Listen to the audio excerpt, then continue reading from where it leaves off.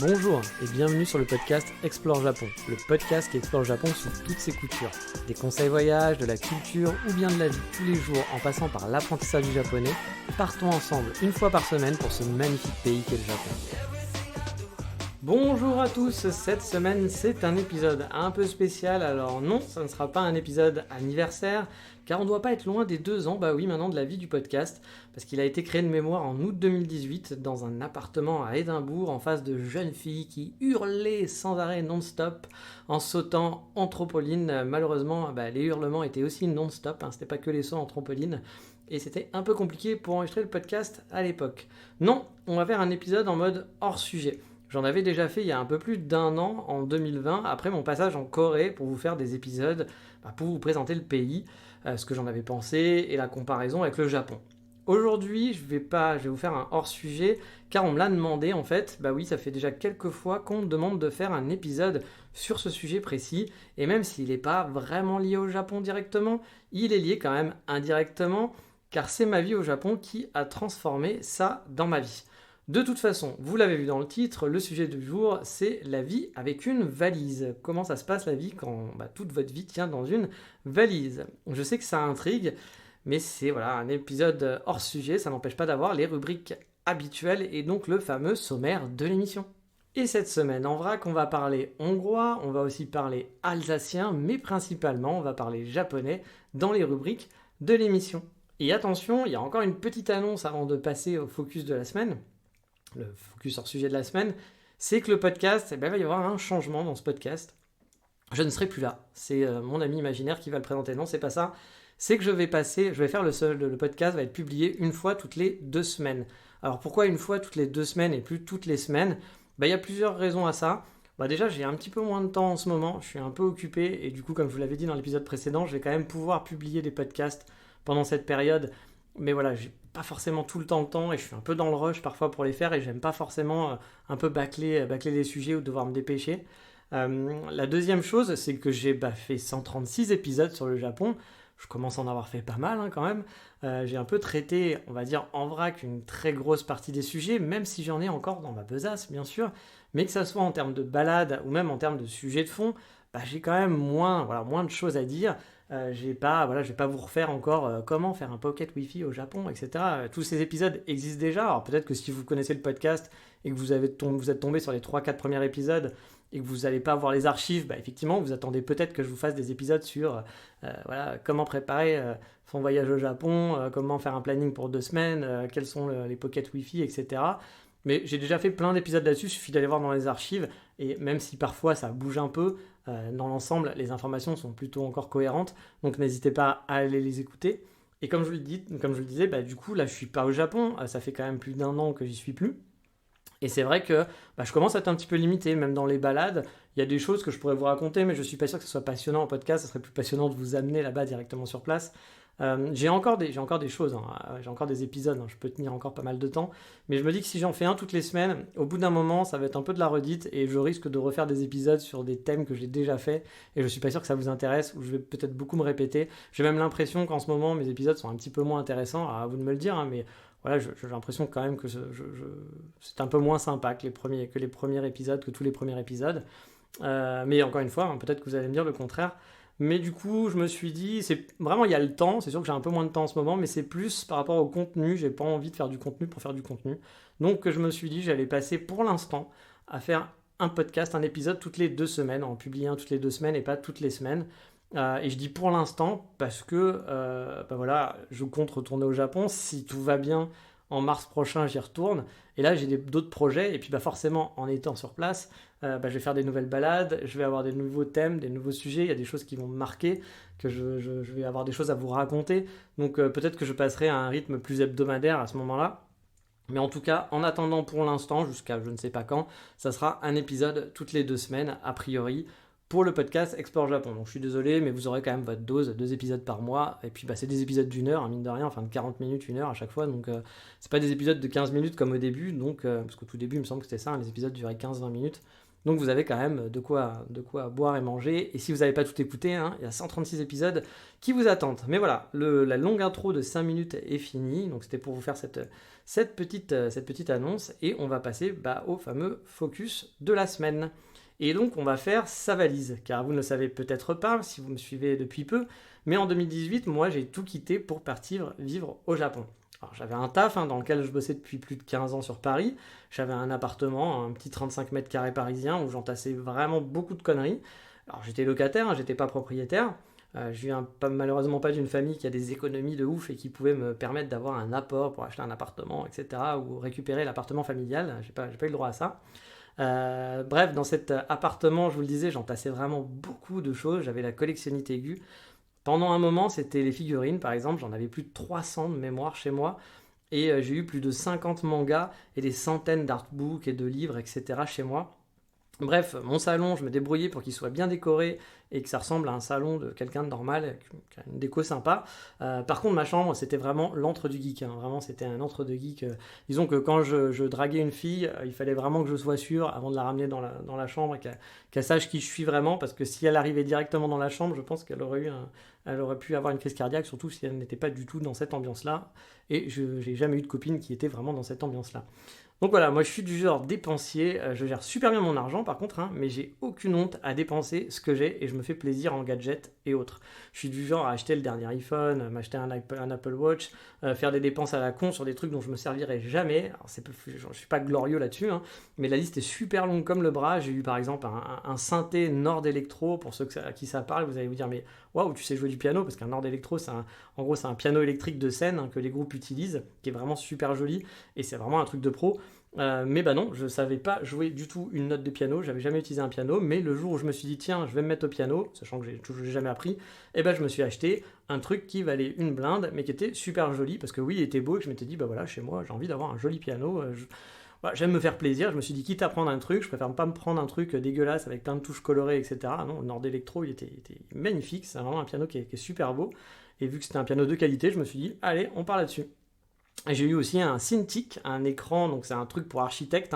Imaginez, c'est un grand écran qui est inclinable, un peu comme une table de dessin d'architecte, sauf que c'est un écran où on peut dessiner dessus. Maintenant, tout le monde fait ça sur les iPads, etc. Mais à l'époque, il n'y avait pas des masses d'iPad. Il devait déjà y avoir des tablettes, mais bon, c'était juste des petites tablettes qui étaient un peu pourries. Là, c'était un écran d'ordinateur sur lequel on pouvait utiliser Photoshop et dessiner avec plein de boutons, plein de trucs. Ça marchait hyper bien. C'est un truc pour les graphistes, les architectes, sauf que je ne suis pas du tout architecte, je ne suis pas designer, je ne suis pas graphiste. Je dessine comme un enfant de 5 ans. Et encore, je pense qu'un enfant de 5 ans dessine beaucoup mieux que moi. Le jour où je l'ai vendu, je peux vous dire que j'avais très honte parce que c'est un mec qui avait son cabinet d'architecte, qui était graphiste, machin et tout, qui est venu pour le tester. Et du coup, qui était là en disant tu t'en sers pourquoi ? Bon, voilà, à partir du moment où cette question, j'allais dire faire des dessins de merde qui sont tout pourris. Voilà, donc c'était un peu la honte, mais bon, voilà, je suis comme ça, j'aime me faire plaisir, et en fait, j'ai pas honte, justement, je me fais plaisir, je me dis, je m'en fous. Je sais pas l'utiliser, c'est donner, je ne connais plus cette expression, mais je ne sais plus quoi à du cochon, parce qu'effectivement, j'ai pas les capacités, et je ne mérite pas ce truc-là, mais je me fais plaisir, tout simplement, j'ai toujours été comme ça. Oui, mais voilà, un jour, j'ai voulu partir vivre au Japon, faire une école pendant 2 ans, et dans ma tête, même si je savais que ça serait compliqué, que 2 ans de japonais, ça suffirait sûrement pas pour m'installer au Japon, que les chances que j'avais de rester, franchement, étaient maigres, et que de tout ce que j'avais analysé, la plupart des gens qui restaient comme ça étaient soit très bons en apprentissage de langue, ce qui n'est pas mon cas, soit ils avaient déjà un gros background en japonais et ils venaient finaliser et ils arrivaient à trouver du boulot, soit ils se mariaient. Voilà. Et les 3 quarts, on va dire que les 3 quarts, voire 90% des gens qui font le chemin que j'ai fait pour rester au Japon, ils se sont mariés, ils n'ont pas fait autre chose. Donc voilà, je savais qu'il y avait peu de chance, mais dans ma tête, je m'étais dit que je partais pour ne pas revenir. J'y allais, c'est l'aventure, mais j'y vais pour m'installer. J'y vais pas genre on essaye et on verra. Non, je me suis dit j'y vais et je m'installe là-bas. Je change de vie. Et puis pour partir, j'avais besoin d'argent. Faire 2 ans au Japon sans bosser, faut payer l'école, faut payer tous ses frais. Et puis pendant 2 ans, tu ne travailles pas, donc tu as besoin d'argent. Payer ton loyer, tout ça. Juste l'école, le budget, c'est 13 000 € environ pour 2 ans. Donc j'avais pas trop le choix. Il fallait que je fasse un peu de pognon. J'ai donc économisé à fond pendant quelques mois, fini les achats à la con, c'était fini, plus aucune sortie, à part encore quelques cafés, quand même, vous me connaissez, faut pas déconner. Puis j'ai quitté mon job, et puis pendant ce temps, j'ai vendu toutes mes affaires, enfin quasi toutes mes affaires. Parce que, il me fallait de l'argent, comme je vous l'ai dit, et que j'ai vendu quand même, en vendant tout mon stuff, toutes les choses que j'avais chez moi, j'ai récupéré quand même 15 000 euros, hein, c'est pas rien. Bon, sûrement même un peu plus, hein, parce que j'avais commencé à le faire bien avant. En fait, après mon premier voyage au Japon, j'avais commencé à vendre des affaires en me disant, bon, j'ai trop de trucs chez moi, il faut économiser pour un jour pouvoir partir au Japon. Donc j'avais arrêté d'acheter des figurines, des choses comme ça. Et j'avais commencé à faire un petit peu, à vendre des choses petit à petit. Mais bon, une fois que je me suis dit, ça y est, c'est bon, je peux partir et je pars. Bon, là, j'ai dû vendre tout mon stuff. Et pendant cette période-là, j'en ai vendu pour 15 000 euros. Voilà. Et du coup, je me suis dit que j'allais laisser ma vie de côté pour en commencer une nouvelle, du coup. Donc, je partais pas en expatrié, hein, avec un budget qui me permettait de déménager toutes mes affaires et mes meubles préférés. J'ai pas d'appartement à moi ou de maison familiale non plus, où laisser mes affaires. Du coup, je me suis dit qu'il fallait faire le ménage tout simplement. Et pour ce départ au Japon, je suis resté avec 2 valises et un sac à dos simplement. Bon, je me suis quand même envoyé 3 colis au Japon, car parmi la tonne de bouquins que j'avais en stock, il y avait une collection d'artbooks qui est plus éditée de chez Café Salé, pour ceux qui connaissent, et que je voulais absolument garder. Et il y avait quelques petites babioles aussi que j'avais sélectionnées, comme par exemple des trucs cons, hein, mais un coffret collector de Battlestar Galactica, qui est ma série préférée, puis quelques petits souvenirs. Mais bon, ça rentrait dans 2-3 cartons grand max, voilà ce que je gardais. Puis aussi dans les conneries, il y avait quand même quelques petits papiers administratifs parce que vous devez toujours garder quelques papiers administratifs que vous ne pouvez pas acheter ou scanner, qu'il faut avoir avec vous. Et sinon, tout le reste, j'ai dû le vendre ou le jeter. Et on me dit souvent, waouh, mais je sais pas comment t'as fait parce que j'aurais pas pu faire ça, quoi. Me séparer de mes souvenirs, etc., etc. C'est un truc que j'entends souvent. Parce que oui, j'ai dû jeter des petits mots, des cartes postales, des trucs qu'on garde même de gamin, des petits mots, voilà.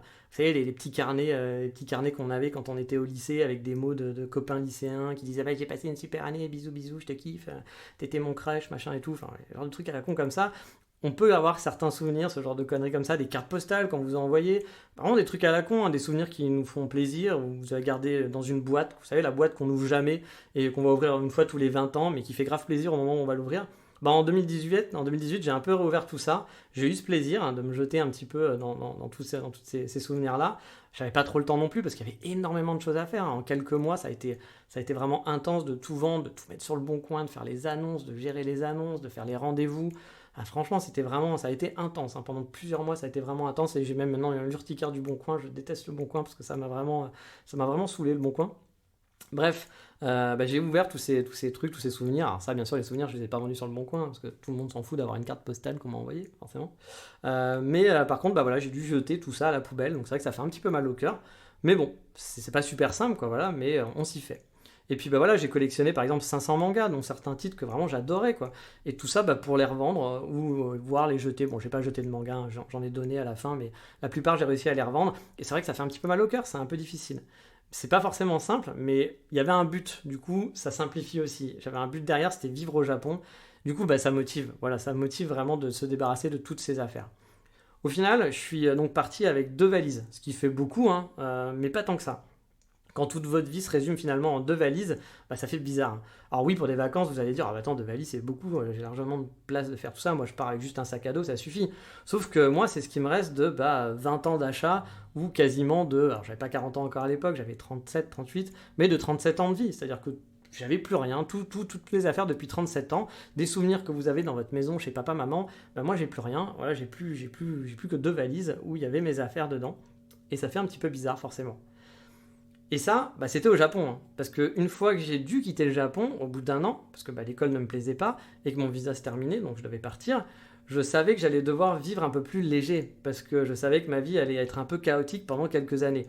J'ai pas de chez moi officiel, j'ai pas d'adresse à donner, je suis par exemple obligé de dire que je suis hébergé chez un ami, car les impôts, ils ont besoin d'une adresse officielle par exemple, que je n'ai pas. J'ai pas d'adresse, j'ai pas de chez moi.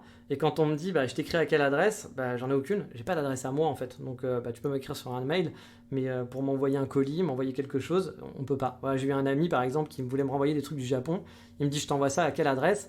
Tu peux pas m'envoyer, j'ai pas d'adresse. Je vis dans un Airbnb et tu peux pas envoyer ça chez mes parents parce que mes parents, on n'est pas spécialement proches. Et puis voilà, ma mère est décédée, mon père habite avec quelqu'un d'autre et voilà, je suis jamais allé chez lui, donc je sais même pas à quoi ça ressemble, donc je vais pas lui envoyer des colis, même si c'est quelqu'un de très sympathique et qu'il accepterait, je pense, de recevoir un colis pour moi. Mais ça servira à rien, j'y retournerai jamais, c'est pas un endroit où je vais, j'ai pas de chambre, j'ai pas d'espace à moi, donc j'ai plus d'adresse si vous voulez, j'ai pas de chez moi officiel pour le moment. Donc dans cette perspective, j'ai dû me résoudre aussi à passer de 2 valises à une seule valise, Car déjà, 2 valises, c'est des frais supplémentaires, hein. ANA, par exemple, la compagnie aérienne que j'utilise pour aller au Japon, ils ont souvent des offres promo qui font que tu as le droit à 2 valises en soute, en classe éco, et sans payer de supplément. Et ça, c'est plutôt cool. Mais bon, la plupart du temps, une deuxième valise, il faut passer à la caisse, hein. Chez Air France, souvent c'est une valise et 2 valises. Voilà, si on est en classe éco, il faut payer un supplément. Puis même sans les frais, hein, prendre un métro avec 2 grosses valises, un sac à dos, ouais, dès qu'on doit bouger, ça reste quand même un peu l'enfer, hein, de bouger 2 fois 25 kilos, enfin 23 kilos de valise, donc ça te fait 46 kilos de valise, plus une dizaine de kilos sur le dos, c'est quand même pas le truc le plus pratique, quoi. Du coup, en rentrant du Japon, avec mes 2 valises, j'ai décidé d'en laisser une valise chez un ami. Elle est dans sa cave. Là, j'ai encore fait le tri et voilà, gardé ce qui était vraiment nécessaire. Je me suis dit maintenant, garde ce qu'il faut et le reste, tu le jettes pas parce que c'est des trucs quand même, t'as déjà plus grand chose, donc essayons de le garder. Mais je ne vis plus avec. Voilà, le jour où je me reposerai, je récupérerai cette valise, mais pour l'instant, je ne vis pas avec. Ou par exemple, là, quand j'ai vécu pendant 1 an chez mon ami, c'est mon ami qui gardait la valise chez qui j'ai vécu. Bon, j'ai pu récupérer toutes mes affaires. Donc là, je vivais avec 2 valises. Mais là, je suis reparti maintenant pour une vie avec une seule valise jusqu'au jour où je m'arrêterai et que je me poserai définitivement quelque part. Et normalement, ce quelque part, c'est le Japon. Bon, là, c'est vraiment personnel, hein. Je sais que par exemple, les gens sont capables de vivre aussi qu'avec 2 t-shirts et un pantalon. Moi, j'avoue, j'en suis pas encore à ce niveau, hein. J'ai besoin d'avoir un petit peu de matériel et de stuff quand même avec moi. Et du coup, on va répondre à la question, qu'est-ce qu'il y a dans ma valise ? Eh bien, le seul truc qu'il y a dans ma valise, c'est des chaussettes rouges et jaunes à petits pois, forcément. Voilà, pour ceux de mon époque, hein, vous connaissez ça. Non, plus sérieusement, je pars en moyenne avec de quoi m'habiller sur 10 jours. Donc je vais avoir 10 t-shirts, 10 caleçons, 10 paires de chaussettes et 10 mini-chaussettes pour l'été. J'ai aussi 2 shorts, 4 pantalons, 2 sweats à capuche et 2-3 pulls. Car oui, je fais pas la distinction hiver-été, hein. Vu que je sais pas quand je vais repasser chez mon ami sur Paris, je m'amuse pas à me dire bon alors attends, là je prends que des t-shirts puis je repasserai là pour prendre les affaires d'hiver. Non, je me balade avec comme si c'était ma maison. Je me balade avec ma maison, donc j'ai mes affaires d'hiver, mes affaires d'été. J'ai tout ce qu'il faut pour vivre une vie, tout simplement. J'ai aussi 2 paires de chaussures, une aux pieds, voilà, qui sont souvent des Converse, hein, qui sont mes chaussures qui me suivent dans toutes mes escapades, même en montagne pour la grimpette, mais ça c'est pas un conseil que je vous donne, hein, parce que je me suis pété la gueule plus d'une fois, les Converse ça glisse, ça ne tient pas du tout, c'est la merde. Moi j'adore marcher avec, je peux marcher des kilomètres avec, mais bon, c'est vrai que c'est pas le truc le plus pratique pour marcher, hein, en règle générale. J'ai aussi une paire de sneakers de chez Lacoste, toute blanche, toute belle, pour être un peu plus classe, voilà, si besoin, même si je les mets que très rarement. J'ai aussi 2 chemises, une cravate aussi, oui, au cas où. Mais honnêtement, j'ai pour le moment jamais eu besoin de les mettre. Moi, je suis pas très chemise et compagnie, donc même voilà, quand j'habitais Paris, etc., c'est pas trop mon style vestimentaire. Mais voilà, j'ai des chemises, je me dis, on sait jamais si un jour je dois être un peu mieux habillé. J'ai au moins une chemise et une cravate. Mais je m'en suis jamais servi pour l'instant de toute ma vie de nomade. Et parce qu'en plus, c'est le genre de truc où à chaque fois, je me dis, est-ce que j'ai vraiment besoin de me balader avec ça, quoi ? Je m'en sers pas. Ça ferait du poids en moins. J'hésite à les enlever de ma valise, mais je reste persuadé que le jour où je vais l'enlever, ça va être le jour où j'en aurai besoin. Ça peut être sûr et certain. Le jour où je vais dire, pendant 2 ans, j'ai jamais mis une chemise, j'ai pas eu besoin de mettre une cravate. Vous allez être sûr que le jour où je vais l'enlever, je vais avoir un mariage, un enterrement, un je ne sais pas quoi, où je vais devoir mettre une cravate et une chemise, et il faudra que je rachète tout, ce qui n'est pas très grave, mais c'est un peu emmerdant, parce qu'on se dit, merde, si ça fait 2 ans que vous l'avez plus, c'est pas grave, mais si ça fait 2 mois que vous venez d'enlever votre valise, vous dites, putain, c'est con, merde, je me la suis trimballée pendant 2 ans, et maintenant j'en ai besoin, quoi. Donc, vous pouvez le voir, je suis quand même du genre un peu prévoyant. Ma valise, elle n'est pas totalement optimisée, hein. Après, n'oubliez pas, hein, j'ai plus que ça comme affaire, hein. Je n'ai pas des rechanges à droite à gauche ou du stock que je laisse chez mon pote ou chez mon père ou je ne sais où. Chez mon pote, j'ai quelques cartons quand même, hein, pour quand je m'installerai au Japon. Les fameux artbooks que je m'étais envoyés. J'ai des livres d'apprentissage de japonais que j'avais fait pendant mon école que j'ai gardés. Ou les fameux documents administratifs. Voilà, j'ai un peu de stock comme ça. Mais c'est tout. Voilà. À vrai dire, je sais même plus ce que j'ai vraiment exactement chez lui, hein. C'est un peu la découverte. Déjà la dernière fois quand je suis revenu m'installer à Paris, j'ai dû partir du Japon, j'ai redécouvert que j'avais laissé ces affaires là, je me souvenais même plus. Bon là je pense que la prochaine fois que je m'installerai et que je repasserai pour dire bon je récupère mes affaires, j'aurai une belle découverte en me disant oh putain j'ai encore ce truc là et je serai content, ce sera un petit plaisir, ça c'est sûr. Mais on va reprendre le contenu de la valise. En plus des fringues citées, j'ai aussi un sac tech avec des câbles en tout genre, du stock de câbles USB par exemple, une multiprise en forme de Rubik's Cube qui fait aussi adaptateur pour les prises internationales qui est franchement très très pratique, j'aime beaucoup cette multiprise, elle prend pas de place. J'ai des clés USB au cas où. Tout ça, ça rentre dans un petit sac isotherme. C'est un genre de sac à câble, en gros, du genre j'ai une prise HDMI si besoin, un câble RJ45. Vous savez, c'est les câbles pour se brancher sur les réseaux internet. Des câbles que j'utilise rarement. Mais là, pareil, si un jour j'ai besoin, je les j'ai. Sur moi, ça peut dépanner. Et puis parfois, il peut y avoir. Je dis n'importe quoi, mais le Wi-Fi lâche. Vous êtes dans Airbnb, il y a la box, le Wi-Fi marche plus, mais la connexion filaire marche. Et ben vous branchez avec la connexion filaire, vous êtes content d'avoir cette connexion filaire. Ça m'est déjà été utile par exemple en mode voyage dans un hôtel où le Wi-Fi était inutilisable, mais j'ai pu me brancher en filaire et ça m'a un peu sauvé la vie parce que j'avais des urgences à faire au niveau boulot. Donc voilà, c'est pour ça que j'ai toujours ce genre de petit sac à câble qui peut toujours servir. Et niveau tech, du coup, j'ai un peu de bordel. Ça, c'est vrai que je suis pas léger. Je suis digital nomade et j'aime faire de la photo. J'ai donc mon laptop, hein, j'en ai besoin, c'est mon outil de travail. C'est un MacBook Pro 16 pouces, donc qui n'est pas petit et qui prend de la place, mais pour travailler, c'est un peu plus confortable. J'ai aussi un iPad et avec quelques accessoires. Je sais pas que vous avez ce genre de truc, vous avez toujours les chargeurs et autres, etc. Puis des accessoires à la con, un support, compagnie. J'ai aussi tout mon matos photo avec 2 objectifs, une petite pochette avec du matos aussi pour filmer. Même si je ne fais pas encore de vidéo, il est probable qu'un jour j'en fasse. Tout est question de temps et de temps libre surtout. Mais c'est possible par exemple qu'en plus du podcast, quand je serai au Japon, je fasse un peu plus de contenu vidéo, enfin voire même je fasse des contenus vidéo tout court. Pour récompenser ceux qui sont abonnés au Patreon, ils sont pas très nombreux, ils sont 4-5 et je les remercie au passage, hein, c'est vraiment très très gentil et je ne crache pas du tout à la gueule des autres, hein, vous faites ce que vous voulez. Mais c'est vrai que voilà, je remercie pas assez souvent les 4-5 personnes qui donnent un petit truc sur Patreon. Ça fait plaisir et c'est vrai que pour l'instant ils n'ont pas un contenu de ouf, mais je sais qu'aussi ils donnent, je pense, juste parce que voilà, ils apprécient le podcast. Mais voilà, un jour j'aimerais bien faire du contenu un peu exclusif pour remercier toutes ces personnes-là. Et voilà, ça me paraît très normal de faire des petites vidéos live, des petites vidéos sympas en direct, faire découvrir des coins en vidéo. Ça pourrait être un plus du podcast. Donc c'est un des projets que j'ai et du coup je garde avec moi la petite caméra parce que je me dis que ça peut être sympa de m'entraîner un petit peu puis de commencer à faire un peu des vidéos de temps en temps. Ça peut être chouette. J'ai aussi une manette PS5 depuis peu pour jouer avec mon laptop. J'ai aussi une Switch avec quelques accessoires, mais j'avoue, je l'utilise pas vraiment ma Switch, et je me tâte à la laisser chez mon pote pour économiser entre 500 grammes et 1 kg, car oui, je l'utilise vraiment très rarement. Dans ma valise, j'ai aussi un micro pour ce podcast, hein, qui prend un peu de place et un peu de poids, mais bon, le podcast a pris de la place dans ma vie, donc c'est quand même plus agréable de pouvoir enregistrer avec ce micro. Je l'avais abandonné par exemple en partant de l'Écosse pour un micro plus petit, mais avec une moins bonne qualité. Et du coup, c'est vrai que c'était quand même moins bien. Donc là, maintenant, j'ai réussi à la caser dans ma valise. Et depuis que je suis rentré du Japon, je la réutilise. Et j'avoue que je préfère quand même. C'est quand même, je pense que d'un point de vue sonore, c'est quand même un petit peu plus sympa pour vous. J'ai ensuite un socle de recharge sans fil pour mes produits, donc Apple. Mais bon, ça c'est du luxe, hein, j'aurais pu m'en passer. Ensuite, j'ai forcément une trousse de toilette avec les tondeuses à cheveux, à nez. Oui, j'ai une tondeuse à nez et oreilles. Je suis vieux, j'ai des poils dans les oreilles, c'est moche. Mais voilà, on se dit tout sur ce podcast, j'ai rien à cacher. Et j'ai aussi un gros manteau pour l'hiver. Alors ça, c'est le point un peu chiant de se trimballer ça, car c'est lourd en termes de poids et ça prend de la place. Alors l'hiver, vous l'avez sur vous, donc c'est pas grave, mais au printemps ou l'été, c'est le genre de truc qui encombre un peu votre valise et qui fait du poids en soute. C'est pas super cool, mais il n'y a pas trop le choix. Je porte aussi des chapeaux depuis que j'ai 18 ans, donc j'ai des bérets, depuis que j'ai 18 ans, non, même avant 18 ans, je portais des chapeaux. Donc j'ai des bérets, j'ai 2 casquettes, 2 bonnets, je sors jamais sans un chapeau, quoi. Les mauvaises langues diront que c'est à cause de ma calvitie, mais je dirais que c'est sûrement parce que j'ai toujours porté des chapeaux que j'ai maintenant de la calvitie. Donc du coup, j'ai tout ce stock-là aussi dans ma valise. J'ai une serviette microfibre aussi qui sèche vite, donc le genre de serviette un peu pratique, genre serviette de rando en gros, qui me dépanne souvent. Même si dans les Airbnb, il y a des serviettes, il y a toujours des serviettes, etc. Donc ça pose pas de problème. Mais c'est vrai que ça peut servir parfois pour enrouler quelque chose dedans dans la valise qui est un peu humide, ou bien pour faire des pique-niques ou je ne sais quoi. Là par exemple, j'enregistre mon podcast sur mon évier parce que c'est le plus pratique dans la cuisine. Et je me sers de cette serviette pour que mon ordinateur touche pas l'évier, soit pas trempé, etc. si c'est un peu mouillé en dessous. Voilà, du système D, et c'est très pratique d'avoir toujours ce genre de serviette.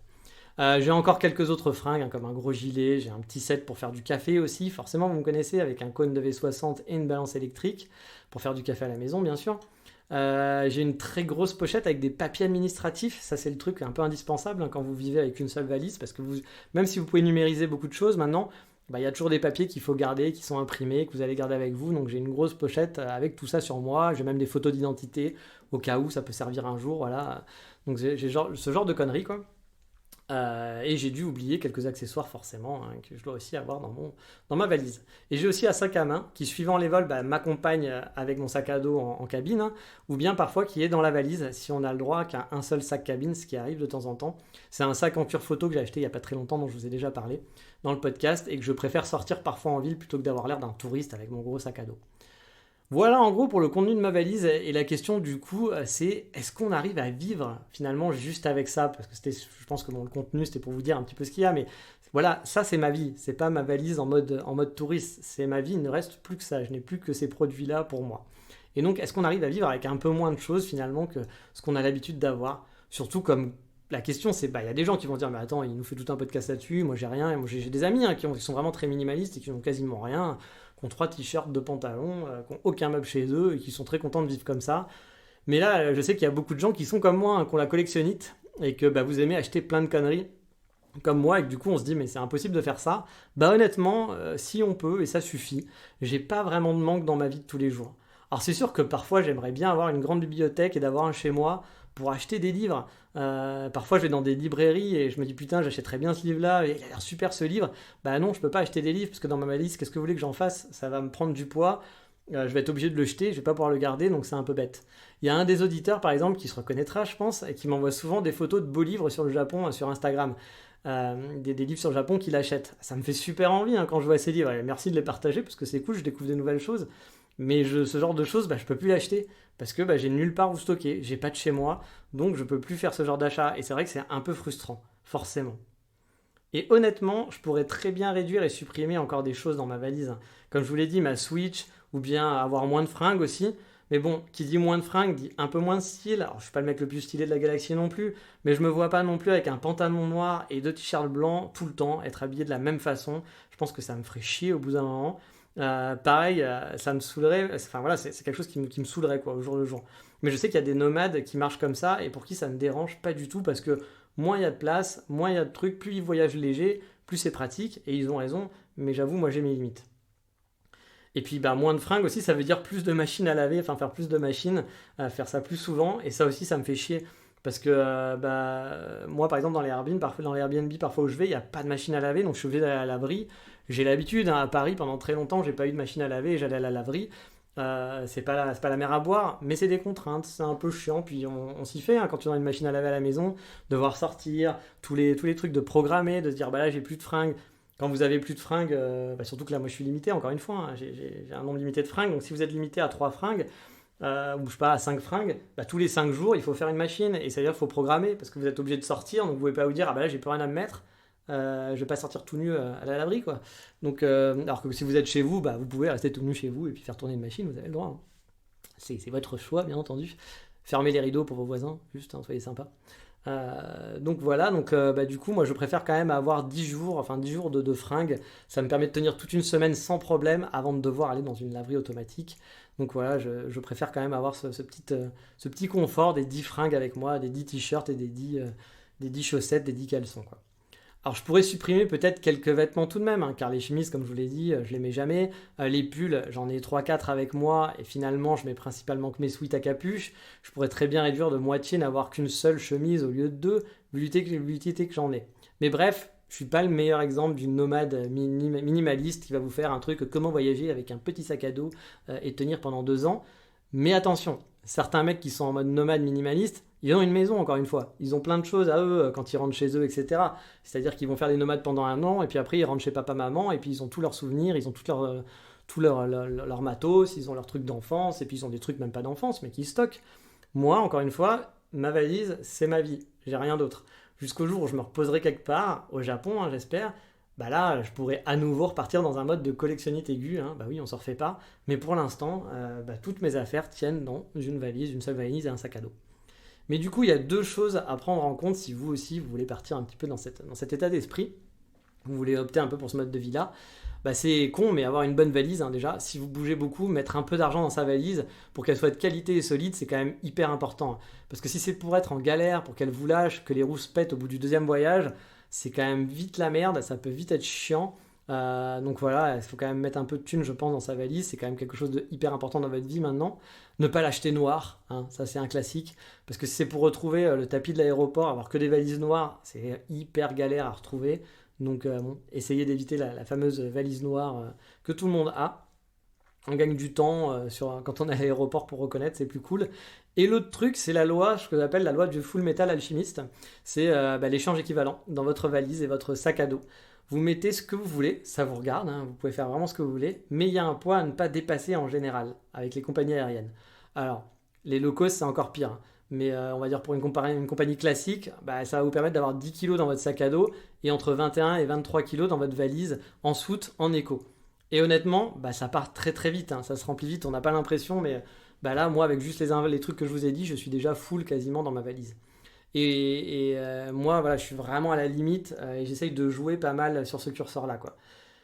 Et parfois, on a envie de se faire plaisir, hein, on a envie d'un nouveau pantalon, on a envie d'une nouvelle brosse à dents, d'un petit accessoire à la con, mais qui est pratique. Oui, c'est cool, mais c'est l'échange équivalent. Pour toute nouvelle chose dans votre valise, vous devez enlever son équivalence en poids. C'est la règle, on ne peut pas y déroger. Du coup, je me suis acheté par exemple une manette PS5 il n'y a pas longtemps pour jouer sur mon laptop. Et j'ai décidé de laisser derrière moi ma manette de Switch que j'avais. J'ai acheté un nouveau sweat à capuche aussi il n'y a pas longtemps. J'ai jeté mon ancien sweat qui n'était pas totalement mort encore. Mais bon, encore une fois, je ne pouvais pas avoir 3 sweats. Mon truc, il est rempli. Il faut, quand vous achetez quelque chose, il faut enlever quelque chose d'un poids équivalent. Et pour un mec qui a la collectionnite, qui adore acheter des conneries, c'est vraiment une gymnastique, hein, vraiment, c'est compliqué. Mais bon, pareil, on s'y fait. Et puis mine de rien, ça a un bon côté, c'est que vous achetez beaucoup moins de conneries et beaucoup moins de choses. Donc du coup, votre budget, il est un peu plus content, votre banquier aussi, et vous faites un peu plus d'économies. Et moi, je suis un peu en mode économie, donc ça tombe bien. Pour finir, je vais vous donner mon ressentiment là-dessus. Honnêtement, vivre avec une seule valise au début, ça me faisait un peu paniquer aussi, hein. Parce que paniquer, c'est un bien grand mot, hein, mais je me disais que ça allait être vraiment très chiant, que forcément il y a des choses qui allaient me manquer, que ça allait apporter des contraintes parfois reloues, de la frustration. Mais finalement, en fait, je me suis plutôt bien accommodé. Après, est-ce que je vais vous la jouer du genre, oui, depuis que j'ai vécu dans le minimalisme, je me sens mieux dans ma peau, je me sens mieux dans mon corps, et j'ai décidé de me marier avec Marie Kondo. Alors, non, clairement pas, hein. J'ai hâte vraiment un jour de me poser, et de poser ma valise au Japon, d'avoir mon appartement au Japon, d'acheter des meubles, de la déco, d'acheter plein de déco, des trucs à la con, etc. De remplir les étagères avec des bouquins et des vinyles petit à petit, des trucs qui me plaisent, d'avoir des jolis cadres photos avec des photos dans mon salon. Voilà, je rêve que de ça, hein, vraiment. Je ne suis pas vraiment dans le mode nomade, voyager c'est super, je suis content d'être nomade. C'est plus sympa que d'être sédentaire à Paris et d'avoir un bureau où je vais au bureau tous les jours, etc. Clairement. Mais moi, j'attends qu'une seule chose, c'est de me poser, d'être au Japon, d'avoir mon appartement et de construire ma vie tout simplement, parce que là, je suis un peu en mode pause, mine de rien. Après, c'est très personnel comme ressentiment, hein, bien entendu. Pour moi, c'est vrai, c'est une situation de transition. Bon, alors, elle dure déjà depuis 3 ans, on va dire. Ça fait à peu près 3 ans que je suis comme ça. Et ça va sûrement durer encore 2-3 ans. Mais c'est pas un but de vivre dans le minimalisme. Voilà, c'est pas mon but dans la vie, hein. Je ne suis pas du tout dans ce caractère-là, hein. Mais ça veut dire que oui, du coup, c'est faisable. Parce que c'est pas du tout mon but. Et j'arrive à m'accommoder assez bien comme ça. Je dis pas que c'est ce que je veux et que j'en suis content. Mais je m'y accommode assez facilement avec ce mode de vie. Alors, certaines personnes qui m'avaient posé cette question sur ma valise et comment je le vivais se disaient que c'était inconcevable pour eux, qui achètent plein de trucs. Voilà, sachez-le que j'étais et je suis toujours comme vous, mais que quand on a un projet, on arrive à faire des efforts et que finalement, ça ne demande pas tant d'efforts que ça non plus. Par contre, voilà, je reste toujours admiratif des gens qui partent, comme je vous le disais, avec juste un petit sac à dos, qui sont nomades avec 2 t-shirts, qui ont un mini laptop, pas d'appareil tech superflu, qui n'ont pas d'appareil photo, qui prennent juste des photos avec leur téléphone. Mais moi, je me vois mal partir, hein, sans mon appareil photo, sans tous les petits câbles et les accessoires. J'en suis pas à ce stade-là, je ne suis pas encore prêt pour ça et je n'ai pas spécialement envie de l'être non plus. Mais c'est vrai que moins vous avez de stuff, plus le nomadisme, plus le fait de bouger est facile, hein. Je veux dire, sans valise, avec juste un sac à dos, j'aurais pu partir à Budapest pour 40 € par exemple, au lieu de 130. Dans le métro, il n'y a pas de truc relou à devoir bouger. Je bouge avec un sac à dos et puis c'est plus easy. Ouais, c'est comme si vous n'étiez pas vraiment en train de déménager, alors que dès que vous devez tout déplacer, vous devez faire votre valise le jour où vous partez, c'est pas super relou, mais ouais, c'est quand même des contraintes en plus, forcément. Et c'est beaucoup plus de liberté si vous n'avez pas grand chose avec vous. Mais bon, c'est un choix. Moi, j'ai fait le choix d'avoir quand même encore quelques affaires. Et pour l'instant, ça me convient comme ça. Donc voilà pour cet épisode un peu hors sujet qu'on m'avait demandé. Dites-moi si vous a plu ou si ça vous a saoulé parce que ça ne parlait pas de Japon finalement. Enfin, rassurez-vous, la rubrique Insta et Voldemort sera comme d'habitude consacrée au Japon. Et le prochain épisode, donc dans 2 semaines et pas la semaine prochaine, sera consacré entièrement au Japon. Ça ne sera pas un hors sujet. Et avant ça, j'ai une autre question aussi. Est-ce que vous voulez un épisode un peu en mode voyage, du genre quoi mettre dans sa valise pour partir au Japon? Parce qu'on est dans la thématique valise et je voulais savoir si c'était un truc qui vous intéressait. Ça peut paraître con, mais je pourrais vous faire une petite liste des choses à ne pas oublier, par exemple en partant au Japon, en préparant sa valise, quel type de tenue pour quelle saison. Et comme d'hab, vous me faites un petit message sur Insta, Facebook, Twitter pour me dire si ça vous intéresse, ou voilà, si vous ne me faites pas de message, je sais que ça ne vous intéresse pas.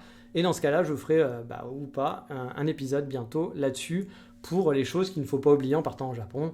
Il y a des trucs cons, mais par exemple, je vais vous dire un truc tout bête, mais les préservatifs, parce que les tailles des préservatifs, ce n'est pas une légende urbaine, c'est toujours mieux d'en avoir des tailles européennes, parce que vous pourriez avoir quelques déconvenues au Japon. Mais maintenant, fini avec la valise, 35 minutes, c'est un peu long, mais c'était un peu un épisode spécial, on va passer au fameux Insta de la semaine.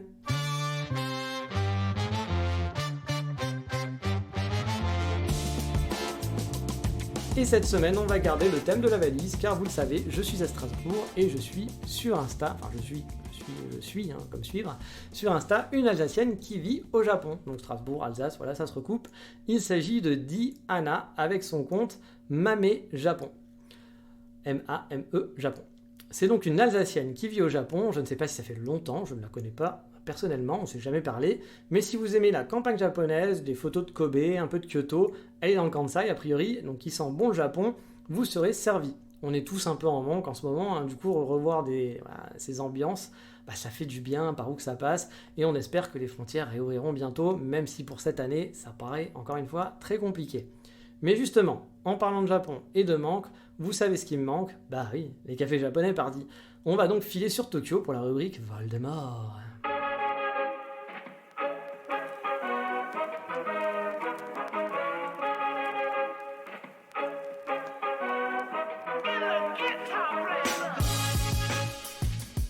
Et cette semaine, on va donc se faire un café sur Tokyo dans le quartier de Meguro.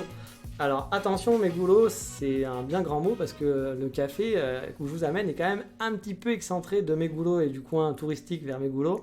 Il faut marcher une bonne heure du métro. De mémoire, c'était 45 minutes à pied. Alors vous pouvez prendre un bus si vous voulez, mais moi je l'avais fait à pied. Il me semblait que j'en avais eu pour au moins 45 minutes de marche jusqu'au métro Meguro. Et justement, je me souviens que la fois où j'étais allé, c'était en touriste sur Tokyo, c'était mon deuxième voyage, je crois.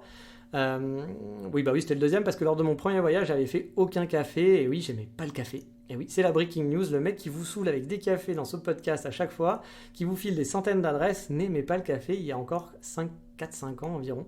Oui, je détestais ça, j'aimais vraiment pas ça, je trouvais le goût pas bon, je voyais pas l'intérêt, la caféine n'a toujours aucun effet sur moi, ça me tient pas réveillé, ça ne m'excite pas, ça me dit pas un coup de poule, je vais boire un café, ça y est, ça va mieux. Pas du tout, mais par contre j'aime bien boire du café maintenant, j'aime bien le goût, parce que j'ai découvert le café de spécialité, voilà. Et là ça a été une autre histoire, une nouvelle histoire d'amour. Mais non, aujourd'hui je vais vous raconter l'histoire d'un mec qui avait donc chopé quelques adresses ici et là, et qui a décidé d'aller à pied jusqu'à ce café, en suivant une nationale, en partant de Meguro. Enfin une nationale, je sais pas si c'est une route nationale, mais c'était une grosse route quoi. Donc comme je vous l'ai dit, c'était à peu près 45 minutes, 1 heure, le long d'une 2x2 voies, en plein Tokyo. J'avoue que c'était pas l'idée du siècle en termes de balade, même si vous le savez, le dépaysement est quand même toujours au rendez-vous au Japon. Mais j'avoue, le retour, j'ai pris des petites rues pour me perdre et c'était beaucoup plus sympa. Alors ce café, il s'agit de Factory & Lab Kano Coffee. Et il m'avait vachement surpris parce qu'en fait, il est super grand. C'est une très très grosse maison en plein Tokyo. Quand on connaît les prix des loyers, à Tokyo surtout, c'est surprenant quoi. Souvent les coffee shops à Tokyo sont des petits trucs en takeaway avec au mieux un mini comptoir à l'intérieur quoi, parce que c'est hors de prix, les loyers sont vraiment hors de prix. Eux ils ont une grosse baraque, mais vraiment très très grosse baraque. Et quand on rentre à l'intérieur, on a par exemple accès à un très très large comptoir avec de l'espace partout, il y a vraiment de la place. Il y a même un deuxième comptoir qui est présent, qui présente les différents cafés du moment. On peut venir sentir les grains, on peut goûter aussi au café. Bref, il y a du pognon, a priori, parce que pour avoir un truc aussi grand, je pense que c'est un mec qui s'est fait plaisir. Je pense pas qu'il a réussi juste à faire la fortune avec du café, ou alors peut-être qu'il vend son café dans tout Tokyo. C'est pas le meilleur café non plus de Tokyo, mais bon, après, dans plein d'endroits, dans les restos, c'est pas forcément le meilleur café qu'on vous sert, en général. Bon, au fond, il y a une grande roastery, donc c'est là où il va torréfier le café, derrière le comptoir en haut. Et c'est caché, enfin c'est pas vraiment caché parce qu'on le voit bien, c'est des grosses verrières en fait qui sont à l'intérieur. Et derrière, donc, il y a cette roasterie et c'est vraiment magnifique, c'est très joli à voir. Ça va jusqu'au toit, c'est vraiment super beau, quoi. On voit vraiment tout l'endroit où ils font le café, etc.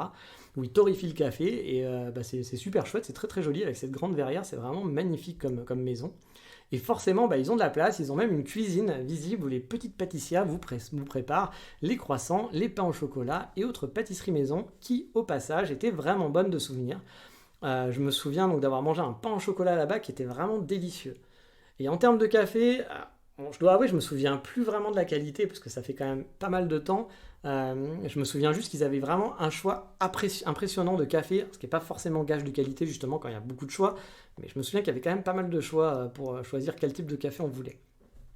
Mais c'est pas fini, car en plus des quelques tables sur le côté au rez-de-chaussée, et avec la vue sur la torréfaction, vous avez tout un étage qui entoure cette verrière, avec une autre verrière qui donne sur la rue. Là, vous avez plein de tables, des canapés, une ambiance vraiment confortable. Bref, le lieu est vraiment super chouette. Alors, c'est pas une déco de ouf, hein, mais avoir un café avec autant d'espace et la vue sur toute la partie torréfaction via les verrières qui protègent du coup du bruit en plus, c'est vraiment un endroit atypique en plein Tokyo. Bon, plein Tokyo, vous n'êtes pas à Meguro même dans le centre, hein, comme je vous l'avez dit, hein, ou vous n'êtes pas non plus dans l'hypercentre de Shibuya, hein, mais ça reste Tokyo, et du coup c'est impressionnant. Comme d'hab, je vous donnerai l'adresse si un jour vous avez envie d'explorer cette partie de Tokyo, d'avoir une balade un peu en mode banlieue là-bas. Vous pouvez même rejoindre Nakameguro par les petites rues résidentielles. C'est ce que j'avais fait et de mémoire, c'était une balade que j'avais vraiment bien aimée, qui était très sympa dans ce fameux Tokyo que j'aime tant, un peu banlieue résidentielle. Mais voilà, c'est fini pour aujourd'hui avec la rubrique du sorcier qu'on ne nomme pas. On va passer au coup de cœur de la semaine.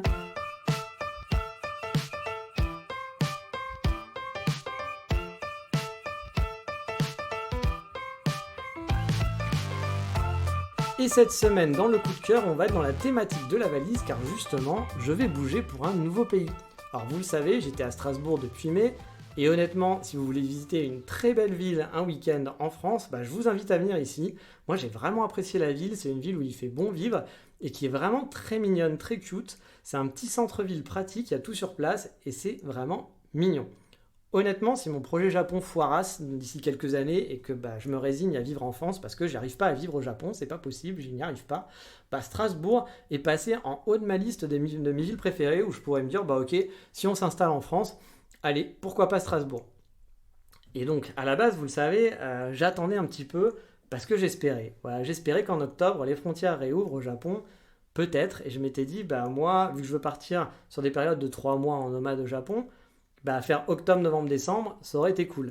Mais bon, le variant Delta en ce moment, c'est pas ça. Les JO s'en ont pas aidé. Je ne pense pas que le Japon va rouvrir ses frontières très rapidement. Voilà, je pense qu'ils vont en laisser du temps pour que ça se calme et pour que les gens aussi, l'esprit des gens soit apaisé, parce que forcément, dans la tête des gens, étrangers qui viennent, Jeux Olympiques, égale variant qui explose. Donc, on ne laisse pas rentrer les étrangers. Donc, voilà, a priori, je pense que ça ne va pas se réouvrir d'ici là. Il ne faut pas trop rêver pour cette année. Et puis même, moi, de toute façon, si ça rouvre après octobre, c'est un peu tard pour moi. Je veux rester au moins 3 mois au Japon. Et comme je vous l'ai déjà dit, je veux faire 2 fois 3 mois dans l'année. Et je ne peux pas décaler. C'est-à-dire que si j'arrive admettons que je pars en décembre cette année et que je fais décembre-janvier et que je repars en Corée pour faire après mars-avril, vu que j'aurais fait le mois de janvier au Japon, techniquement, j'avais regardé dans les lois, ils considèrent que ça fait 2 passages au Japon. Voilà. Donc du coup, le 3e passage que je voudrais faire en fin d'année, qui serait vraisemblablement le 2e, parce que j'aurais fait qu'un mois, donc c'est pas comme si j'avais fait un vrai passage, ça sera peut-être plus compliqué à la douane. Donc je préfère avoir 2 seuls passages au Japon, mais que ça soit des gros passages de 3 mois, donc c'est pour ça. Moi j'attendais, je m'étais dit jusqu'à octobre je peux partir, après octobre je ne pars plus cette année au Japon, et ça serait l'année prochaine. En espérant quand même que l'année prochaine ils ouvrent, parce que sinon là, je vais être quand même très très très très triste, voilà. Mais bon, je voulais pas vous parler non plus de Strasbourg, hein, non, on va parler hongrois, car mi-septembre je m'envole pour Budapest. J'ai réservé mon billet d'avion, j'ai mon Airbnb, et on va espérer que le Covid ne joue pas un mauvais tour d'ici là, quoi, et que les frontières soient refermées totalement, qu'il y ait des lockdowns, des quarantaines de 6 mois, je ne sais pas ce qui peut arriver. Bref, j'espère que je vais pouvoir quand même partir. Je ne connais pas du tout la ville, hein. Je l'ai choisi car les Airbnb en Europe sont hors de prix. Vous voyez, mettons le prix moyen à Copenhague par exemple, pour des périodes qui ne sont pas des périodes de vacances, hein, le prix moyen d'un appartement, c'est 5 500 € sur Airbnb à Copenhague.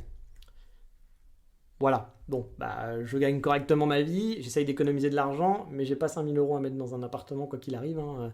Même, voilà, même si je mettais tout l'argent que j'avais, je ne gagne pas 5 000 € par mois.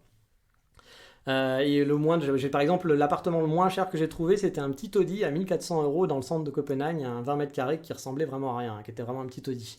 Et il n'y en avait qu'un. Voilà. Donc c'est pour vous dire, voilà, c'est pas simple. Et puis bah, Berlin, Oslo, Milan, Édimbourg, c'est la même chanson, hein. C'est compliqué de trouver des Airbnb à prix correct, sachant que moi je fais que du short stay, que je reste dans les 3 mois environ, que je ne veux pas de coloc à cause de mes horaires de boulot qui sont décalés. Donc c'est compliqué de trouver quelque chose à bas prix finalement, d'avoir un Airbnb, un truc simple, qui ne demande pas des garants, qui ne va pas demander plein de trucs, etc. Dans un pays européen, pour pas cher, parce que bah, l'Europe c'est cher.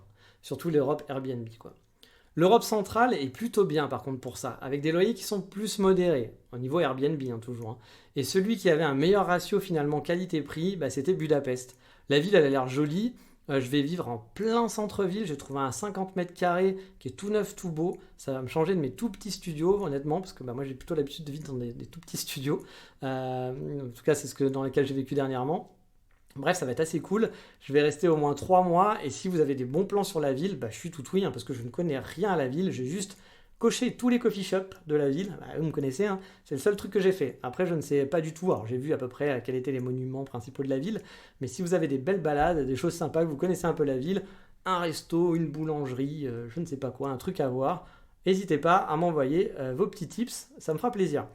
Alors, il est possible que je prolonge aussi un peu, si la ville me plaît, hein, car mon plan c'est de revenir que mi-février sur Paris, avec pour optique, encore une fois, croisons les doigts, de partir ensuite début mars pour le Japon, en mode nomade, pour 3 mois. Mais bon, ça vous connaissez l'histoire, il faut que le Japon réouvre ses frontières. Donc je reste là-bas jusqu'à mi-décembre, ensuite j'irai peut-être à Vienne, peut-être à Prague, voire Varsovie, je ne sais pas. Ou bien comme je l'ai dit, rester 2 mois de plus sur place, on verra, j'ai encore le temps de me décider.